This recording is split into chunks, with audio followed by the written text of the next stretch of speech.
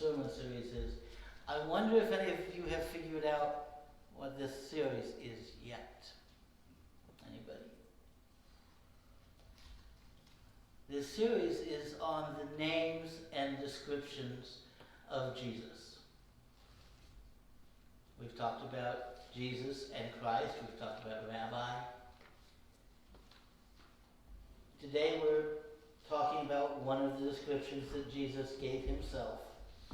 The scripture is from the Gospel of John, the 10th chapter, beginning with the first verse.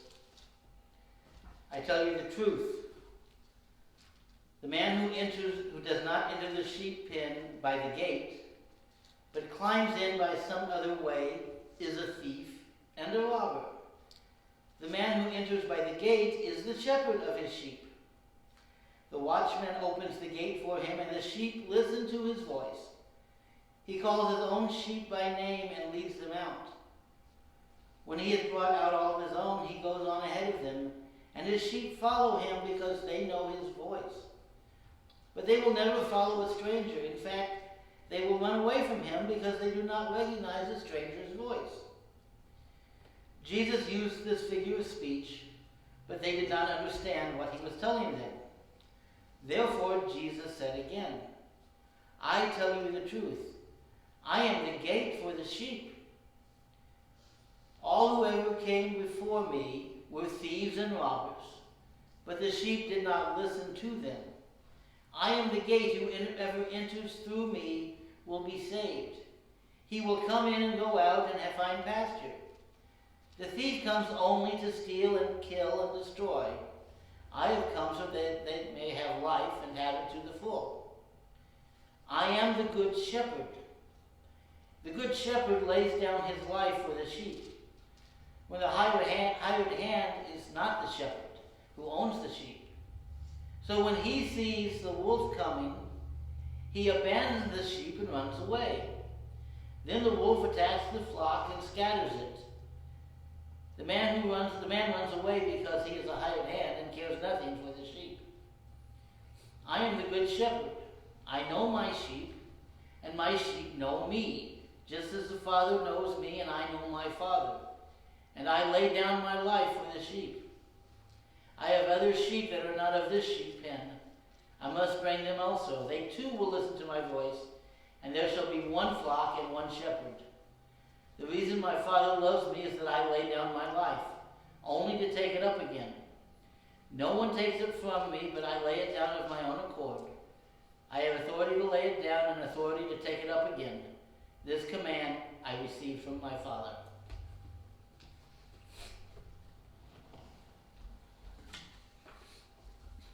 Now we're all familiar with the motif, the example of the shepherd.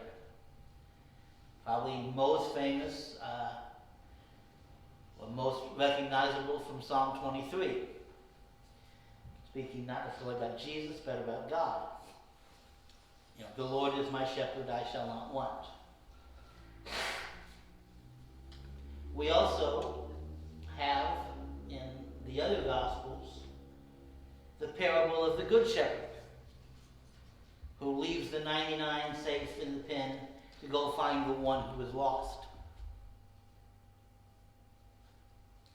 Here in John chapter 10, we get Jesus specifically describing himself as the Good Shepherd. So what does this mean about who Jesus is? Well, to understand this, we have to know a little bit more about what it was like to be a shepherd at the time of Jesus in the place he lived.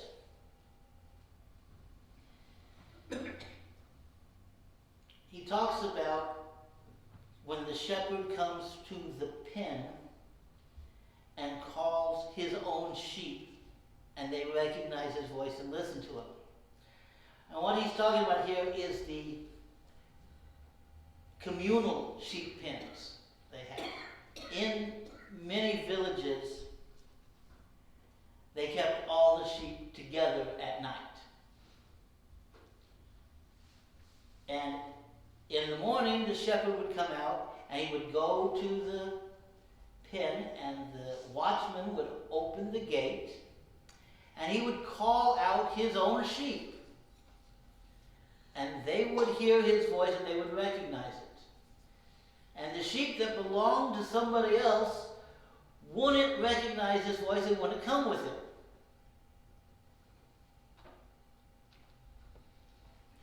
So the shepherd has this relationship with his sheep where they recognize his voice and they follow him. And he would call out the sheep that belonged to him, and the other sheep would stay in the pen.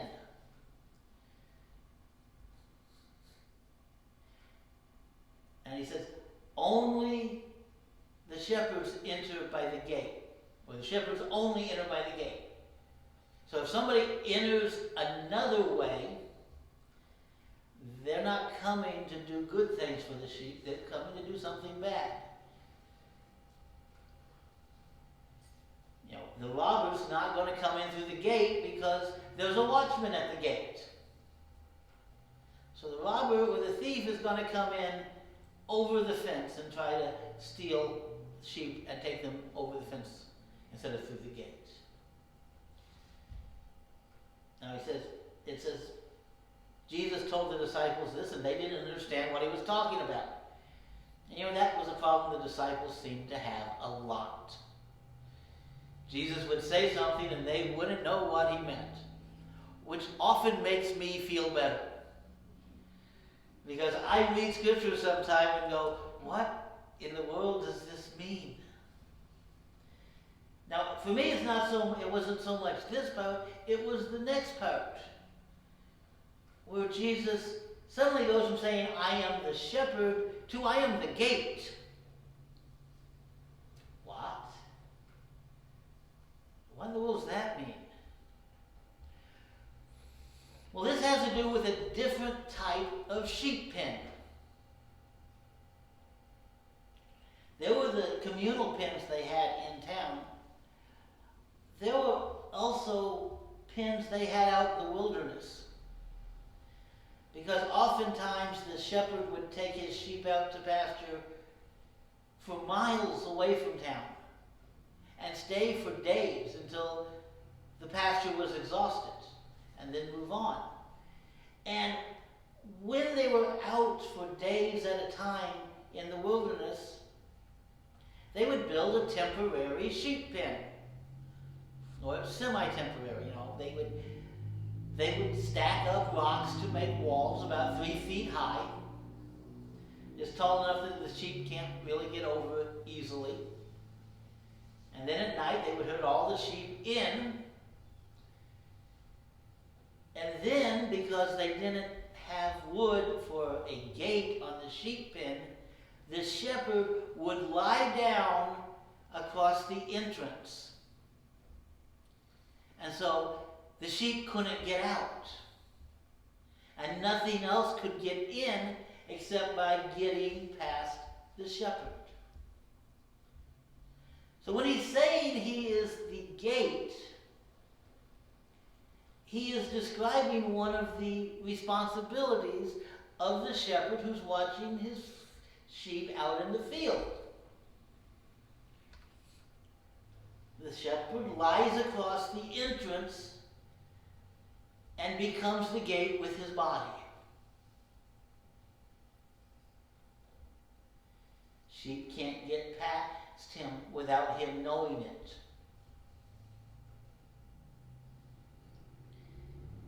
It's like the dad who decides to sleep at the foot of the stairs so his kids can't sneak out at night. Same thing. The good shepherd sleeps right where he's in the way if the sheep want to get out. Because sheep have a tendency to wander. And if the gate's open, they're going to find their way out. And then he goes on and says, the good shepherd is not like the hired hand. the hired hand looks at it and goes, these aren't my sheep. They're not worth dying for. Now, that's not necessarily a bad attitude to have. When I worked at Walmart, my philosophy was, there is nothing in this store worth me risking getting injured or killed by fighting somebody over. If somebody wants to steal something from Walmart while I'm working there, I'm not going to stop them. It's not mine. And it's not worth getting injured or killed over. I had a home, where I work now, that I had applied for. And they showed me where the locked medicines were kept. And they said, now if anybody breaks into the house looking for drugs, you don't know where they are. And I said, no. If somebody breaks into the house looking for guns, I'm going, here's the keys. There's the cabinets. It's not worth it. That's the way the hired man feels about the sheep. It's not necessarily an indictment of the hired man, it's different for him. For the shepherd who owns the sheep, those sheep may be worth dying for. Because those sheep may be the difference between his family surviving the year and not surviving the year. The money he's going to make from their wool, or the meat he's going to eat from butchering a few of them. It's worth more.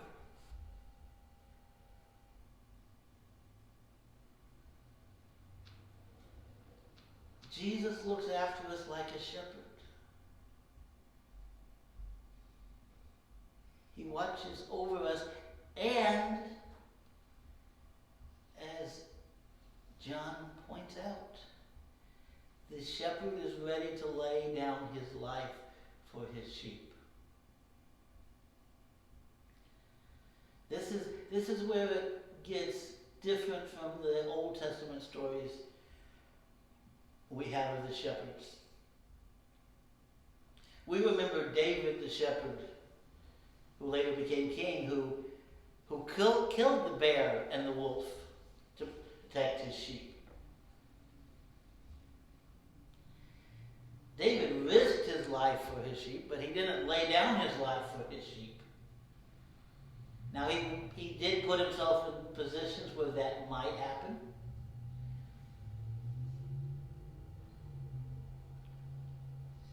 But Jesus is different.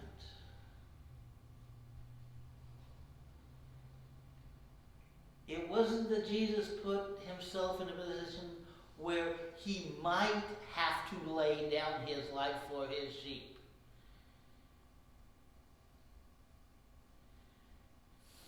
Jesus put himself in a position where that was going to happen. That was the goal.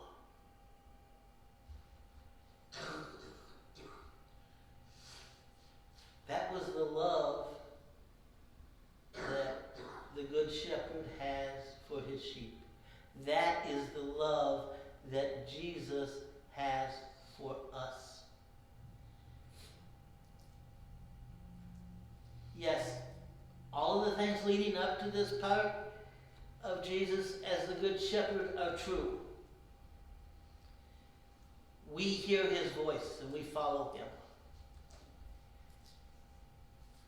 He guards us. He protects us. When we are lost, he seeks us out to bring us back. All these things are true.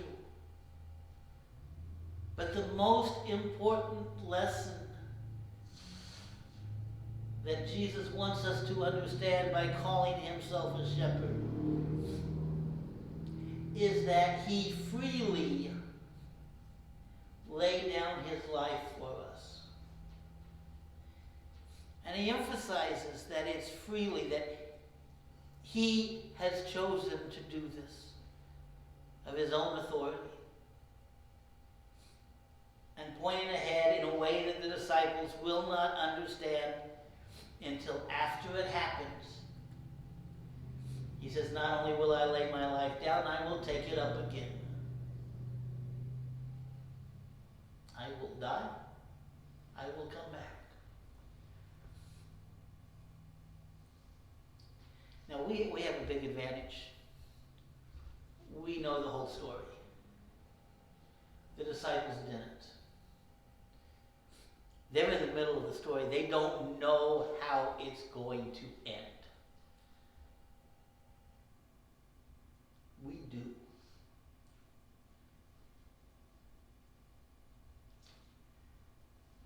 Jesus is the good shepherd. He protects us. He calls us. He seeks us out. And he lays down his life for us.